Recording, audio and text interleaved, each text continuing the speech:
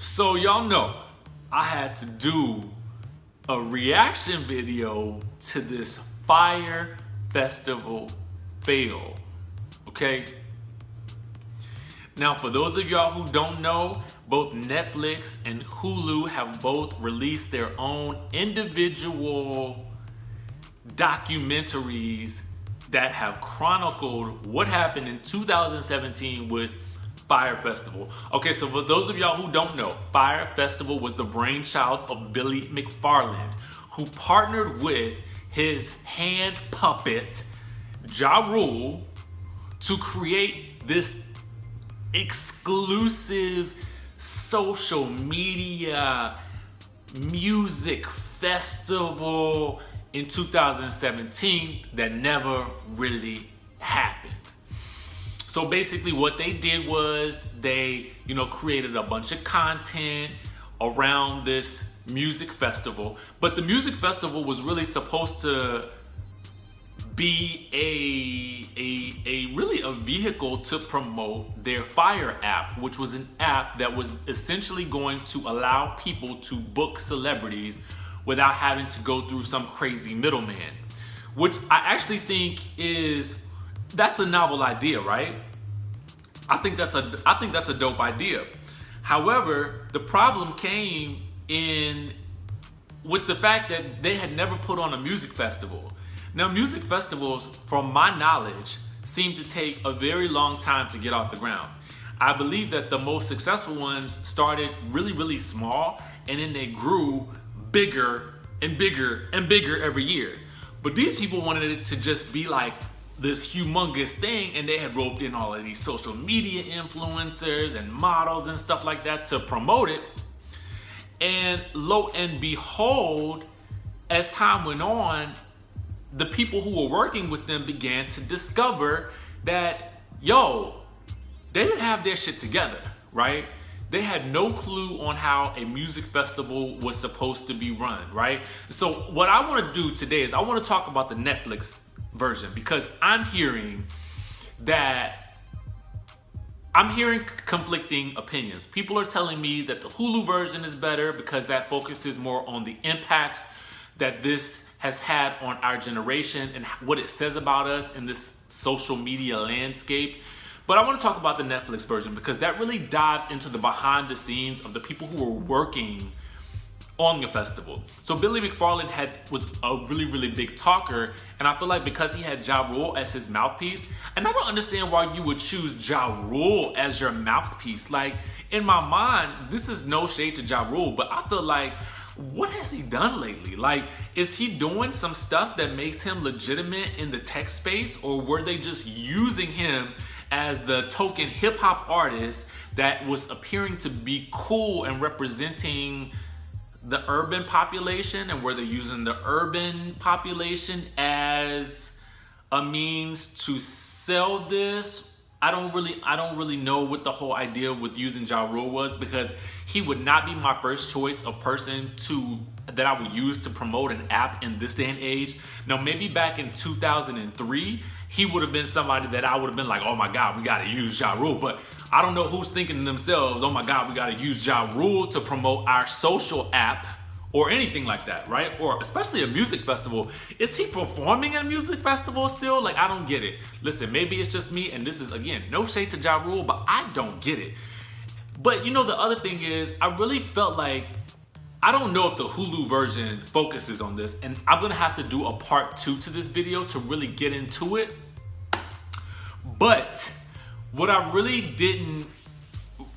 feel like the Netflix version, it went deep into the behind the scenes of the people that were working within the company, okay? So Billy Macfarland started a company with a credit card or a debit card called Magnesis.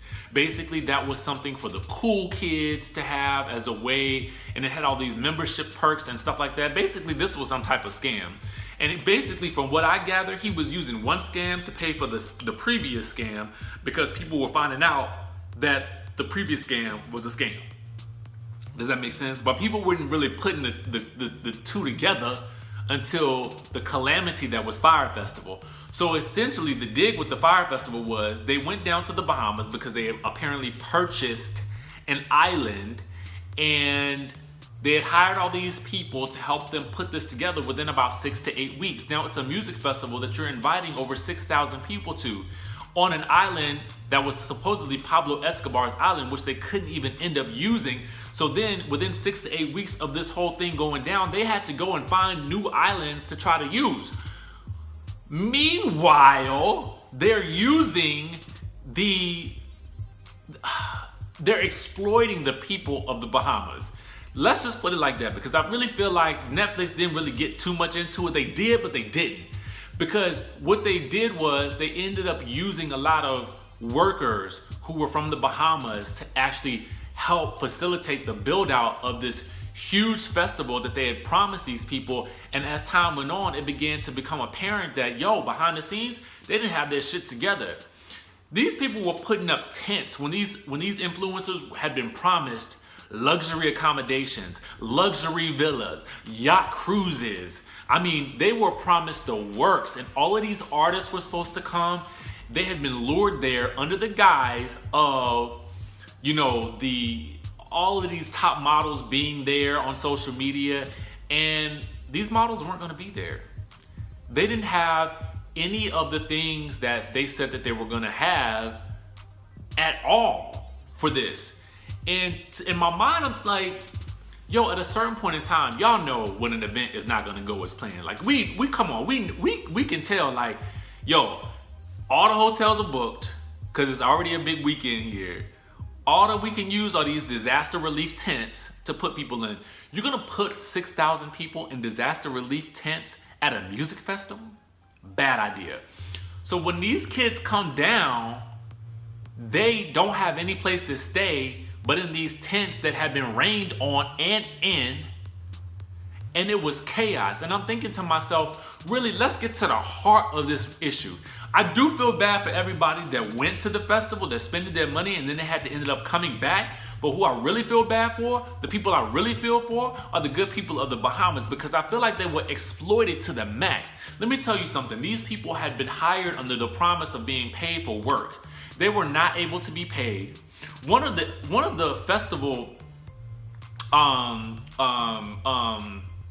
advisors was going to stoop so low as to give fellatio to somebody to seek help with getting stuff done for the festival. Like, these people this was madness. And I know I'm all over the place because I'm still in shock at this documentary. If you have not seen it, you gotta see it. Check out the one on Netflix. In my opinion, check out the one on Netflix first. And then I'm gonna do a part 2 review and maybe a part 3 to kind of compare them.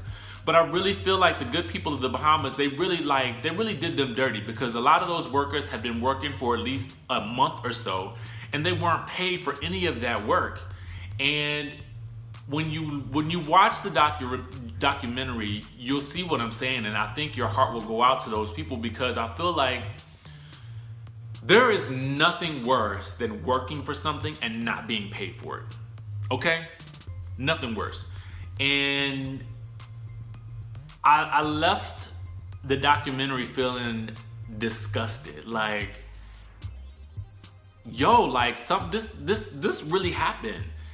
And even after Billy Macfarland had been arrested, when he got out on bail, he had come up with another scam and used the email list from the people who were signed up for the FYRE Festival and was trying to offer them other fraudulent offerings like concert ticket sales and stuff like that. And it's like, bruh, when does it end? Look out for part 2 of this video coming soon. Subscribe to the channel down below so you can get a notification of the next video that's being released. Yo, we got a lot to talk about with this, but we'll get to that in the next video. So stay tuned.